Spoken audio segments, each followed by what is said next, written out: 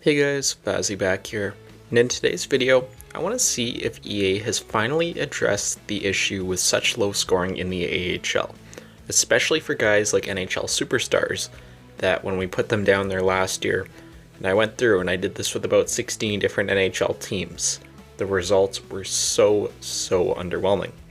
So I want to see if this is still the same. I want to see if there's been some adjustment made, and just what NHL 25 has to offer here. So we have the Edmonton Oilers, we have Connor McDavid, we have Leon Draisaitl, Zach Hyman, all in the AHL. So we're going to be just using the Oilers for this example. If for whatever reason this is fixed and scoring is up, I'll definitely go and do a few more teams. I have my doubts with that, but we'll get into that later. So Edmonton Oilers team exactly how you would see them in the NHL, how they look on paper. And we're going to see how they do here in the AHL. See if they can perform like McDavid. You would have to think he's going to put up 200, 250 points in the AHL. He just put up 160, 150 the other year in the NHL. So I don't know. We're going to have to wait and see. So let's get going here to the end of the season. That is in April. Finish off the season with back-to-back against the Henderson Silver Knights.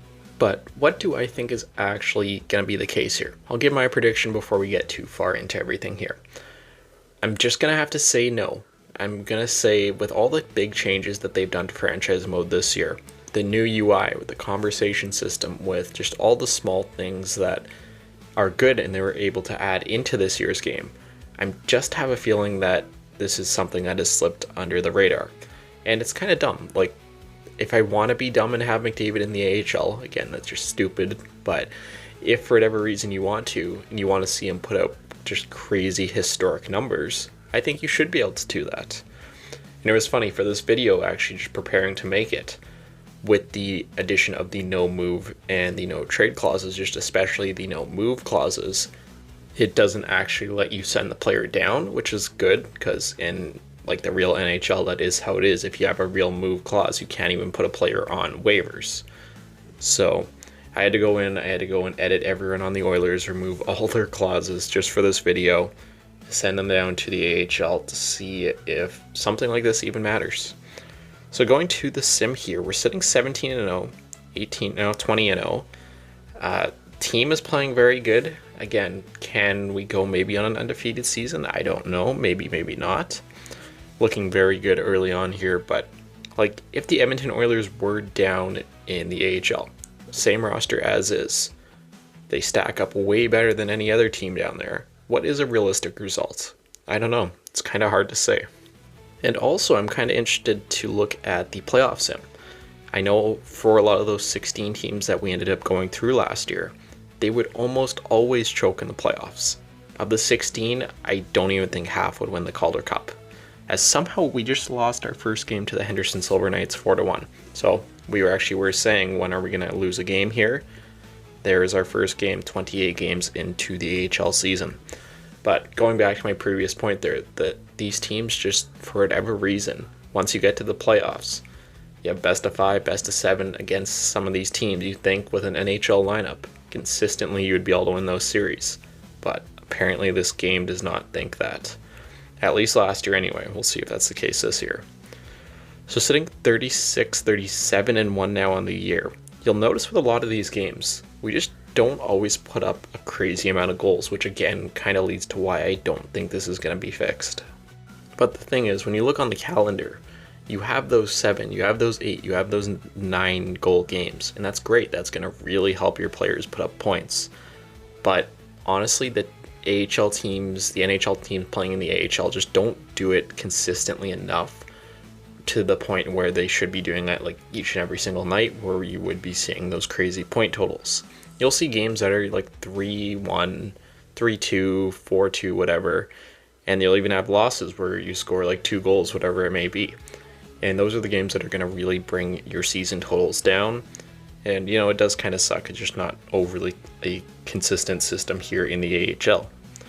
So going back to the sim now, we've actually lost a couple of games, which is unfortunate now, going 45-5. I think that's still one of the better records, at least on pace for, comparing it to our seasons last year. If I remember right, I think there was a Jet sim that we did where they absolutely went off. It might have been a little bit better than this. Again, that's closing in on a year ago now. I don't really remember. But just passing the trade deadline here, we have about a month left here in the regular season. Drop our first game in overtime, followed by a loss, back-to-back loss. They're technically the Abbotsford. So, I don't know. I'm curious here. But if this isn't something that is fixed, this is something that I would like to see, addressed at some point down the line from these games. Doesn't have to be top priority at all. But if I want to even just have a prospect that is really, really ready for the NHL, and just puts up a monstrous year down there in the A, I want to have more separation between those players. And even just when you have an AHL team normally in franchise mode, it is so rare to see them get more than a point per game. If I have a player that is deserving of that, I want to see it. I want to make sure and know that that player is more than ready at that point, ready to come up to the NHL. I don't know. I think small tweaks, small stuff like that could be made. The example, obviously, having McDavid, Draisaitl down there is definitely something that is a little bit absurd in hindsight, but just for general franchise mode use, I think it could be adjusted as well. But for the last time coming back to the sim here, we have just about a week left to go in this AHL season. Lose another game to the Henderson Silver Knights. What is that, our third loss to them here? They've beat us quite a bit here this season of all the teams that have been beating us. Coachella also does beat us. 3 games left, 2 against Henderson, 1 against Abbotsford. First game is a win against Abbotsford. Can we finally beat our rivals here in Henderson? And Henderson's not even that good of an AHL team. They're 500. I don't know. We do win both of those games. So let's go and take a look here at some of the stats, take a look at the player points, and then we will very quickly go through the playoffs. So first off, season stats. Let's go to the team. Finishing 62, 9-1, good for 125 points. Texas there, number 2. They're 51, 17-4, I believe that was. Can't see their lineup from here, unfortunately. Are they really 19 points worse than the Bakersfield Condors, which are basically the Edmonton Oilers? I don't think it's even close. So I don't know. It's so hard to say what's a realistic result and what, you could expect if these players were down there. Going to points, yep, there it is, 117 from Draisaitl and McDavid. That's so stupid, and I hate it. These guys should be easily doubling that. Honestly, going down this list here, I can't really give you an example here of a player that, if you had them in the NHL, you could expect a similar point total from them. And to me, that's so dumb. Had goalies there, Stuart Skinner, 911 save, did have a 191 goals against average. And let's go and compare that here to the rest of the league. I'm guessing 117 is still going to be good enough, and yeah, it is for top of the league. Next closest guy would be Demonov. That's not on our team, and it is so rare to see guys that are above point per game in the AHL. Even just other teams, it's kind of dumb. I don't know. So that is a look at everything there from the regular season. Let's advance here. Let's go on to the playoffs. Once again, I said before, the luck in the playoff sim was just super bad, and I don't know why that was the case. So I guess we'll see if that's still a trend here, or see if we can win a cup here with the Condors. So who do we have in round number 1? We have the Abbotsford Canucks. So let's go first couple of games at a time. First game, win in overtime 5-4, followed by a 4-3 win. Game number 3, can we advance here? Continuing on with this super slow sim. It's a 4-1 win. So definitely not convincing, only winning 2 games there by 1 goal. But we will sweep and we will move on. So who are we going to have in round number 2? And we have the Ontario Reigns, the LA Kings farm team. Continuing on, first game here, 3-1 win, followed by a 7-2 win. So we go up 2 games to nothing. Third game here, can we sweep them? Win in overtime. So game 1 and game 3 were pretty close. Game 2, we definitely did dominate them. So now we are on to the conference finals, where we will have the 2nd ranked Texas Stars. Okay, so this should be a good matchup here. This is the team that was 2nd in the league. Let's see what will happen.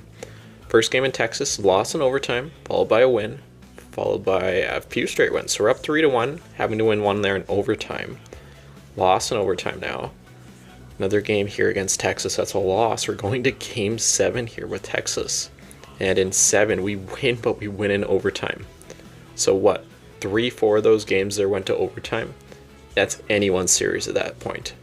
And I don't think this Texas roster is that close, so I don't know. Against Rochester here, and just like that, we sweep. So we will end up winning the Calder Cup here in this sim, which is good to see. Team that gave us the most issues was definitely Texas there. Outside of that, no real threats. Continuing on here, has the Stanley Cup been awarded yet? Seems pretty late. I don't know. We'll go see. First off, let's go just take a look quickly at the playoff tree. Obviously, you guys know our road to the Calder Cup, but you can kind of see everyone's here just on one screen if you are curious for whatever reason. Awards, has it updated yet? No, it hasn't. Okay, have to sim a little bit ahead here. But let's just go ahead a couple of days here.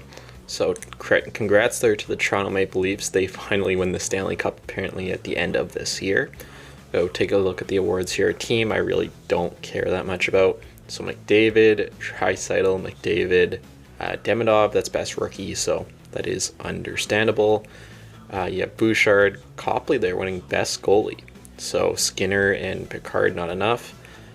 Bouchard there, Draisaitl, Ryan Murray of all players, Stuart Skinner there at the end. So don't sweep the awards, but we take definitely a good majority of them there. So there you have it. Has the AHL been fixed in terms of scoring down there? No, it is not. It looks like it remains exactly the same. Definitely disappointing, but you know, it is somewhat expected. But that will do it for today's quick video. I will see you all in the next one.